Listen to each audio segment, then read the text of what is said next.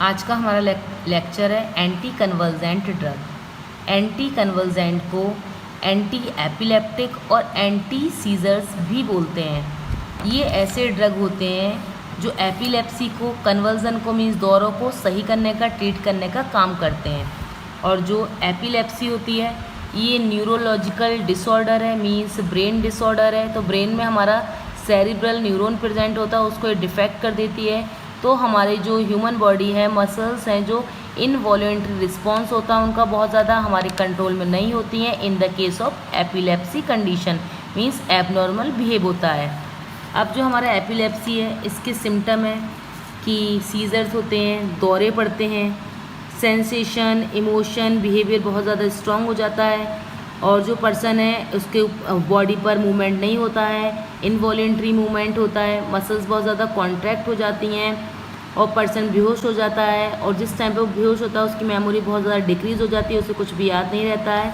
और proximal attack होता है, उसे कपकपियाँ आने लगती है उसकी बॉडी में। ये हमारे कॉजेज़ होते हैं एपिलेप्सी के।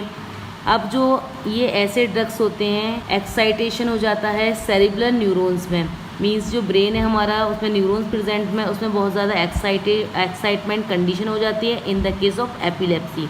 तो सीजर्स जो होते हैं जनरेट होते हैं ब्रेन के जिस सेंटर में सीजर्स जनरेट होते हैं, जहाँ पर सीजर्स होते हैं और जहाँ पर ड्रग हमारी इफ़ेक्ट कर रही है एंटी सीजर्स, वो एरिया होता है एपिलेप्टोजेनिक, जो कि हमारे ब्रेन के सेंटर में प्रेजेंट होता है। इस एरिया में जो सीजर्स हो जाता है वो भी इस एरिया में होता है, डेवलप होता है, जनरेट होता है। और मेडिसिन भी सीजर्स को ट्रीट करने की दे रहे हैं, वो भी इसी ब्रेन के एरिया में दी जाती है। अब बहुत ज़्यादा इनवॉलेंट्री शेकिंग होता है, पर्सन अपनी बॉडी को कंट्रोल नहीं कर पाता है और ये हो जाता है टॉक्सिन्स की वजह से, बहुत हार्मफुल सब्सटेंस एडमिनिस्टर के लिए उसकी वजह से हो सकता है। और कि अचानक से कोई एक्सीडेंट हो गया या पर्सन को कोई सदमा लग गया, उसकी वजह से भी सीजर कॉज हो सकते हैं। हाइपरथर्मिया भी इसका रीज़न है, मीन्स बॉडी का टेम्परेचर बहुत ज़्यादा एक्सेस बढ़ गया है जिसकी वजह से सीजर कॉज हो सकते हैं। और कोई भी मेडिसिन को बहुत ज़्यादा डोज ले ली, उसकी ओवरडोज हो गई, या फिर अचानक से कोई भी मेडिसिन डिसकंटिन्यू कर दी, लेना बंद कर दी, ये भी हो सकता है, कॉज है हमारे सीजर्स के। अब नेक्स्ट है हमारा ईईजी, जिसे इलेक्ट्रोएन्सेफेलोग्राम भी बोलते हैं। ये ब्रेन की एक्टिविटी को रिकॉर्ड करता है, मींस डायग्नोस करता है एपिलेप्सी को कि पर्सन नॉर्मल बिहेव कर रहा है या एबनॉर्मल बिहेव कर रहा है। नेक्स्ट है हमारे टाइप्स ऑफ एपिलेप्सी। एपिलेप्सी हमारे दो टाइप के होते हैं, first generalize seizure and second है पार्शियल, जिसे लोकल सीजर भी कहा जाता है। अब जो जनरलाइज सीजर्स होते हैं ये ब्रेन के दोनों साइड में इफेक्ट होते हैं, मींस पूरे ब्रेन को इफेक्ट करने का काम करते हैं। ये दो टाइप के होते हैं, एब्सेंस सीजर और टॉनिक क्लोनिक सीजर। अब जो एब्सेंस सीजर होते हैं इसमें क्या होता है, सबसे ज़्यादा जो बच्चे होते हैं, चिल्ड्रन होते हैं, उन पर एब्सेंस सीजर्स अकर होते हैं। अब नेक्स्ट है इसका कि कॉन्शियसनेस, पर्सन कॉन्शियस नहीं रहता है, खो देता है, अपनी बेहोश हो जाता है और इसकी जो आँखें, पलकें बहुत ज़्यादा झपकती हैं इन the case of absent scissor. अब जो एब्सेंट सीजर है उसे पैटेड माल सीजर भी बोलते हैं और ये पूरी बॉडी पर इफेक्ट शो होता है। लास्ट ये 30 सेकेंड्स तक अकर होता है एब्सेंट सीजर। नेक्स्ट है टॉनिक क्लोनिक सीजर। अब जो टॉनिक क्लोनिक सीजर है इसे ग्रैंड mal सीजर्स भी बोलते हैं। इसमें क्या होता है, जो स्पास्म हो जाता है बॉडी में, बहुत ज़्यादा कठोर हो जाती है बॉडी, सिकुड़ जाती है और अचानक से जो टॉनिक क्लोनिक सीजर जिस पर्सन को होती है, अचानक से उसकी बॉडी सिकुड़ जाती है, कॉन्ट्रैक्ट हो रही है, अचानक से जर्किंग हो रही है, मीन झटका लग रहा है उसकी मसल्स पर। In the case of tonic clonic seizures person बेहोश हो जाता है और बेहोश होने के बाद वो गिर भी सकता है। एटलीस्ट 2 से 5 मिनट तक टॉनिक क्लोनिक सीजर अकर होते हैं। अब हमारा लोकल सीजर्स। लोकल सीजर्स को हम पार्शियल सीजर्स कहते हैं। ये ऐसे सीजर्स होते हैं जो ब्रेन के पार्शियल एरिया में या लोकल एरिया में डेवलप होते हैं, जिसे हम लोकल सीजर बोलते हैं। ये एटलीस्ट 20 से 60 सेकंड तक रहते हैं। अब जो लोकल सीजर्स होते हैं हमारे, ये भी डिवाइड हैं, इनके भी टाइप्स हैं। अब फर्स्ट है हमारा इसका टाइप्स सिंपल सीजर। अब जो सिंपल सीजर्स होते हैं ये स्मॉल पार्ट में होते हैं, ब्रेन के एक एरिए में होते हैं, छोटे एरिए को अकर करते हैं। ये ट्विचिंग बहुत ज़्यादा इसमें हो जाती है और जो सेंसेशन होता है वो चेंज हो जाता है, पर्सन का बिहेवियर चेंज हो जाएगा। अब जो कॉम्प्लेक्स सीजर है हमारे लोकल सीजर का टाइप, इसमें क्या पर्सन बहुत ज़्यादा कंफ्यूज हो जाएगा और उसे कुछ टाइम तक, कुछ मिनट तक कोई भी पर्सन उससे क्या बात कर रहा है उसे एग्जैक्टली समझ में नहीं आएगी, उसने क्या बोला, उसको कुछ भी सुनाई नहीं देगा। थोड़ी देर बाद जब वो नॉर्मल होगा तो वो खुद पूछेगा कि आपने क्या बोला था, तो मीन्स कॉम्प्लेक्स सीजर में पर्सन इतना ज़्यादा कंफ्यूज होता है, किसी की बात को समझ नहीं पाता है और रिस्पॉन्स नहीं कर पाता है। नेक्स्ट है सेकेंडरी जनरलाइज्ड सीजर। इसमें क्या होता है, जो ब्रेन का वन पार्ट है वहाँ पर सेकेंडरी जनरलाइज सीजर्स अकर होता है, मीन्स पार्शियली अकर होता है, एटलीस्ट 2 मिनट तक ये सीजर्स वहाँ पर अकर होता है। नेक्स्ट है मैकेनिज्म ऑफ एंटी कन्वर्जेंट। अब जो एंटी कन्वर्जेंट होते हैं ये एपिलेप्सी को, सीजर को ट्रीट करने का काम करते हैं। अगर हम बात करें मेजर अटैक, अगर बहुत ज़्यादा सीवियर अटैक हो गया है तो जो मेडिसिन दी जाती हैं, फिनाइटोइन दे दिया, कार्बामेज़ेपिन दी जाती है। और अगर माइनर अटैक है तो जो मेडिसिन दी जा रही हैं, लोनाजिपाम दिया है या वेलप्रोइक एसिड दे सकते हैं।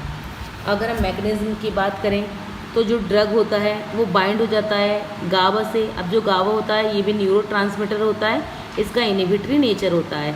तो ड्रग बाइंड हो जाता है गावा रिसेप्टर पे, बाइंड होने के बाद क्लोरीन चैनल को ओपन कर देता है।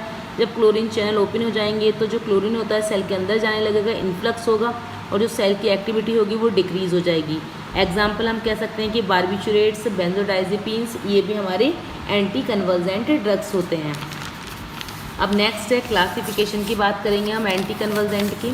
तो सबसे पहले जो क्लासिफिकेशन में हमारा आएगा, बारबिचुरेट्स की बात कर रहे हैं। तो जो बारबिचुरेट्स होते हैं इसमें हमारे ड्रग आ जाएंगे फिनोबार्बिटोन, मीथोबार्बिटोन। अब हिडेंटोइन कैटेगरी है, इसमें ड्रग आएगा फिनाइटोइन, मेफेनाइटोइन, इथोटोइन। नेक्स्ट है ऑक्साजोलिडीन डायोन्स, इसमें ड्रग हमारे आ जाएंगे पैरामीथाडायन, ट्राईमीथाडायन। नेक्स्ट कैटेगरी है सक्सीमाइड। अब सक्सीमाइड में ड्रग आ जाएगा फेनसक्सीमाइड, मैथसक्सीमाइड। नेक्स्ट है urea and mono acyl ureas, इसमें ड्रग आ जाएंगे फिनासिमाइड और कार्बामाजिपाइन। नेक्स्ट कैटेगरी है बेंजोडाइजेपिन, इसमें ड्रग आएगा क्लोनाजिपाम। नेक्स्ट है मिसलिनियस कैटेगरी में आ जाएगा आपका प्राइमेडोन। अब सबसे पहला हमारा है बारबिचुरेट्स। हम बात करेंगे कि जो क्लासिफिकेशन की हमने बात करी है कि ड्रग का मीन्स क्या है, मैकेनिज्म ऑफ एक्शन क्या है और यूज़ क्या है। तो जो बारबिचुरेट्स होते हैं ये एंटी एपिलेप्टिक ड्रग होते हैं। जो मेन एंटी एपिलेप्टिक ड्रग है बारबिचुरेट्स में वो है फिनोबार्बिटोन। इसका फिनोबार्बिटोन का मैकेनिज्म ऑफ एक्शन है कि ये CNS की एक्टिविटी को डिक्रीज़ कर देता है और सोडियम चैनल को ब्लॉक कर देता है और गावा फंक्शन को ये इंक्रीज़ कर देता है, बढ़ा देता है। बाकी नेक्स्ट इसके यूजेस हैं फिनोबार्बिटोन के कि ये कन्वर्जन को ट्रीट करने का काम करता है और एज ए सेडेटिव और हिप्नोटिक भी वर्क करता है। नेक्स्ट कैटेगरी है हिडेंटोइन। अब जो हिडेंटोइन होते हैं इसके मैकेनिज्म ऑफ एक्शन की बात करें हम कि ये एक्साइटेशन को रिड्यूस कर देता है न्यूरॉन के और ये एक्टिवेशन को प्रिवेंट करने का काम करता है और ये जनरलाइज्ड टॉनिक क्लोनिक सीजर को ठीक करने का, ट्रीट करने का काम कर रहा है। नेक्स्ट है फिनाइटोइन। इसका मोड ऑफ एक्शन है, मैकेनिज्म ऑफ एक्शन कि ये वोल्टेज गेटेड सोडियम चैनल को ब्लॉक कर देता है और इसका यूज़ है कि ये टॉनिक क्लोनिक सीजर्स को सही करने का काम करता है, ट्रीट करता है, पार्शियल सीजर को ट्रीट करता है, लेकिन ये एब्सेंस सीजर में इफ़ेक्टिव नहीं होता है। नेक्स्ट कैटेगरी है ऑक्साजोलिडीन डायोन्स, इसमें ड्रग है ट्राईमीथाडायोन। जो ट्राईमीथाडायोन में क्या होगा, जो T सेल्स होती हैं उनको रिड्यूस कर देगा, मीन्स T सेल के कैल्शियम करंट को रिड्यूस कर देगा, मीन्स कैल्शियम आयन को इनहिबिट कर देगा और जो थ्रेशोल्ड होता है, क्षमता होती है उसकी इंक्रीज़ कर देगा, जो रिपीटेटिव एक्टिविटी हो रही है सीजर्स की, और ये एंटी कन्वर्जेंट की तरह यूज़ हो रहा है। नेक्स्ट है सक्सीमाइड। अब जो सक्सीमाइड में ड्रग आएगा आपका मैथसक्सीमाइड जो होता है थ्रेशोल्ड को इंक्रीज़ कर देगा सीजर्स के और सप्रेस कर देगा प्रॉक्सिमल साइकिल को और ये ग्रैंड mal एपिलेप्सी को ट्रीट करने में यूज़ हो रहा है। नेक्स्ट कैटेगरी है यूरिया। अब यूरिया है urea and mono acyl ureas, इसमें ड्रग आ जाएगा फेनासमाइड। मोड ऑफ एक्शन है इसका कि ये न्यूरोनल सोडियम चैनल को ब्लॉक कर देगा और जो वोल्टेज सेंसिटिव कैल्शियम चैनल है उन्हें भी ब्लॉक कर देगा और ये न्यूरोनल डीपोलराइजेशन कर देंगे, सप्रेस कर देंगे इसे, और ये थ्रेशोल्ड को इंक्रीज़ करता है फॉर इलेक्ट्रोशॉक कन्वर्जन के लिए और ये जनरलाइज टॉनिक सीजर को ट्रीट करता है। नेक्स्ट कैटेगरी है बेंजोडाइजेपिन, इसमें ड्रग है हमारा क्लोनाजिपाम। इसका मैकेनिज्म ऑफ एक्शन है कि स्टिमुलेट कर देता है गाबा को और ये जितने भी टाइप के एपिलेप्सी होते हैं उनको ट्रीट करने का काम करता है और एज ए सेडेटिव और हिप्नोटिक भी यूज़ होता है। नेक्स्ट है मिसलेनियस। अब जो मिसलेनियस कैटेगरी है इसमें आएगा ड्रग प्राइमिडोन। अब जो प्राइमिडोन ड्रग है ये ब्लॉक कर देता है सोडियम चैनल्स को और ये गाबा रिसेप्टर को स्टिमुलेट कर देता है और ये जनरलाइज टॉनिक क्लोनिक और पार्शियल सीजर को ट्रीट करने में काम आता है।